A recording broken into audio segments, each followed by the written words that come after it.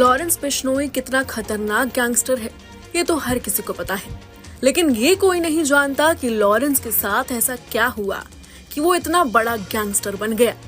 Reports के मुताबिक एक लड़की की वजह से लॉरेंस बिश्नोई स्टूडेंट से सीधा डॉन बन गया। दरअसल मीडिया रिपोर्ट्स के मुताबिक लॉरेंस की स्कूल में एक गर्लफ्रेंड थी जिसके साथ उसने फिर सेम कॉलेज में एडमिशन ले लिया।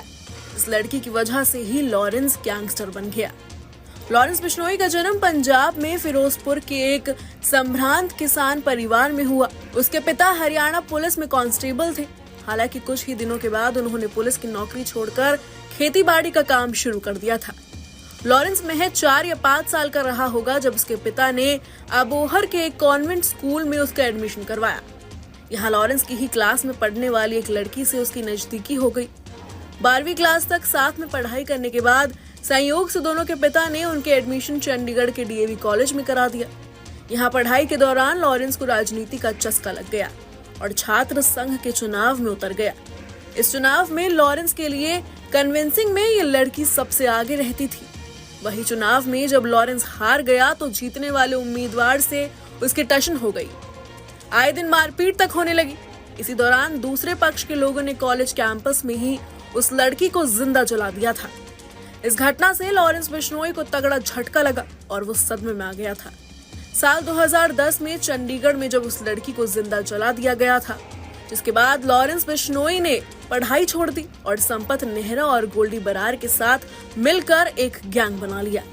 इस गैंग ने एक छात्र नेता की हत्या के साथ अपराध की दुनिया में कदम रखा था। इस वारदात में लॉरेंस बिश्नोई ने खुद अपने हाथों से गोली मारी थी। इस घटना के बाद लॉरेंस, संपत और गोल्डी ने पढ़ाई छोड़ दी और खुलकर अपराध की दुनिया में उतर गए। इन तीनों ने रंगदारी को मुख्य धंधा बना लिया। जो भी उद्योगपति रंगदारी देने से मना करते, उन्हें पहले ये धमकी देते और फिर दिन दहाड़े अगवा कर हत्या करने लगे। इन तीनों ने बहुत कम समय में अपने गैंग का विस्तार चंडीगढ़ से बाहर पहले हरियाणा, पंजाब और फिर दिल्ली में कर लिया। महज 4 साल में ही दिल्ली के तमाम गैंगस्टर इनकी छतरी के नीचे आ गए। इसके बाद इस गैंग ने राजस्थान, मध्य प्रदेश, गुजरात और महाराष्ट्र में भी 100 से अधिक वारदातों को अंजाम दिया। लॉरेंस बिश्नोई की उम्र 31 साल है और ये करीब 8-9 साल से देश भर की एक से दूसरे जेल में सफर कर रहा है। इस समय लॉरेंस को गुजरात पुलिस ले गई है और इसे साबरमती जेल में रखा गया है। अभी हाल ही में राष्ट्रीय जांच एजेंसी एनआई ने दावा किया है कि इसके गैंग में 700 से ज्यादा शूटर हैं। हालांकि लॉरेंस के करीबियों की माने तो इसके गैंग में मुश्किल से 8 से 9 शूटर ही हैं। इनमें भी ज्यादातर अलग अलग जेलों में हैं और वहीं से गैंग को ऑपरेट कर रहे हैं। दरअसल इस गैंग ने वारदातों का पैटर्न करीब 5 साल पहले बदल लिया था। तब से इस गैंग के लोग खुद किसी वारदात को अंजाम देने के बजाय अलग अलग स्थानों पर नए शूटर हायर करते हैं। इसके बाद इन शूटर्स को अपने हिसाब से ट्रेन करते हैं और वारदात के बाद उनका हिसाब किताब कर अपना रास्ता अलग कर लेते हैं। कई बार ये गैंग एक ही शूटर को 2 या 2 से ज्यादा वारदातों के लिए भी हायर करती है। वहीं हाल ही में लॉरेंस बिश्नोई की गैंग ने एनसीपी नेता बाबा सिद्दीकी की मौत की जिम्मेदारी भी ली। इसके अलावा कुछ लोग बीच में आ रहे हैं तो फिर कुछ ना कुछ तो होगा ही।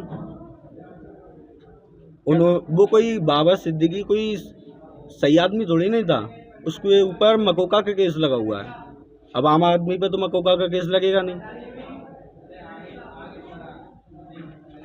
और बताते हैं वो उसके दाऊद से भी कनेक्शन थे। तो ऐसे लोगों को चिन्हित कर रखा है, क्या पहले तहकीक की जाती है इस बारे में? तो सर मैं हकीकत बात बताऊं तो सारी जानकारी होती है और मिल जाती है। जैसे कि किसी की भी जानकारी निकालना हो। जैसे कि कैसे निकाली जाती है? अरे क्या कहते हैं, ये फ़ोन चल रहा है, नेट है, गूगल है, सारी चीज़ें मिल जाती हैं। मतलब जिसको निशाना बनाते हो पहले उसके बारे में डिटेल पूरी निकालनी पड़ती है जी। हाँ। क्या पैसे की कोई डिमांड होती है? नहीं, पैसे की कोई बात नहीं। पैसे की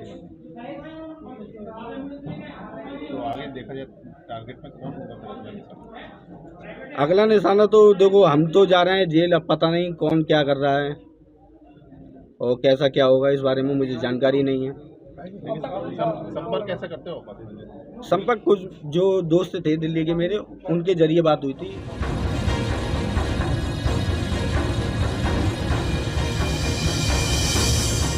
क्या लॉरेंस बिश्नोई सलमान खान से डर गया है? क्या लॉरेंस बिश्नोई अपने कदम पीछे खींच रहा है?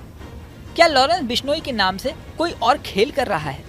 ये सारे सवाल उठने लगे हैं मुंबई ट्रैफिक पुलिस के व्हाट्सएप पे आए मैसेज के बाद। दरअसल कुछ दिनों पहले मुंबई ट्रैफिक पुलिस के व्हाट्सएप पर एक मैसेज आया था। इसमें सलमान खान को धमकी दी गई थी। इसमें लिखा था, इसे हल्के में न लें। अगर सलमान खान जिंदा रहना चाहते हैं और लॉरेंस बिश्नोई से दुश्मनी खत्म करना चाहते हैं तो उन्हें 5 करोड़ रुपए देने होंगे। अगर पैसे नहीं दिए तो सलमान खान का हाल बाबा सिद्दीकी से भी बुरा होगा। साथ ही मैसेज करने वाले ने यह दावा किया था कि वो लॉरेंस बिश्नोई का करीबी है। अब इस मामले में नया मोड़ आ गया है। मुंबई ट्रैफिक पुलिस के व्हाट्सएप पर ही सोमवार को ये मैसेज आया कि सॉरी, ये मैसेज गलती से चला गया था। यानी सलमान खान के बारे में ये कहा गया कि मैसेज गलती से चला गया था। पुलिस इस मैसेज करने वाले शख्स की तलाश कर रही है।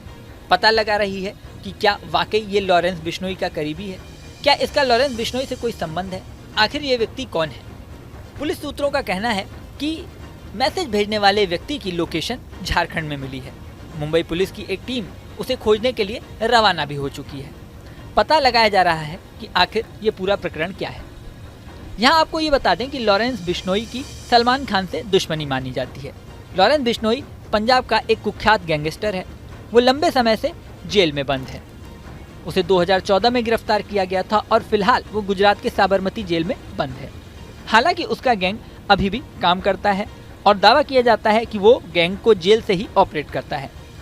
साल 2017 में गैंगस्टर लॉरेंस बिश्नोई ने सलमान खान को धमकी दी थी। कहा था कि काले हिरण के शिकार के मामले में सलमान खान माफी मांगे, वरना उनका अंजाम बुरा होगा।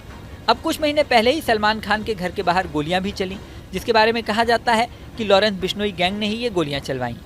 13 अक्टूबर को मुंबई के प्रसिद्ध कारोबारी एनसीपी नेता बाबा सिद्दीकी का मर्डर भी हो गया, जो सलमान खान के काफी करीबी माने जाते थे।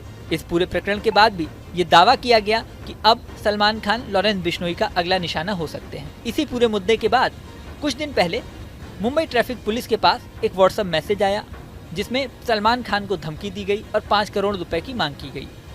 मैसेज भेजने वाले ने खुद को लॉरेंस बिश्नोई का करीबी बताया। पुलिस इस पूरे मामले की जांच कर रही थी और इस पूरे मामले को लेकर मीडिया में काफी हल्ला था। अब ये खबर आई है कि मैसेज भेजने वाले ने ये कहा है कि उससे गलती से मैसेज चला गया। इस दूसरे मैसेज के बाद चर्चाओं का बाजार गर्म है। वहीं आपको ये भी बता दें कि काले हिरण के मामले में सलमान खान के पिता सलीम खान ने यह दावा किया था कि सलमान खान ने किसी हिरण को नहीं मारा, इसलिए माफी मांगने का कोई सवाल ही नहीं है। अब पुलिस पूरे मामले की जांच कर रही है।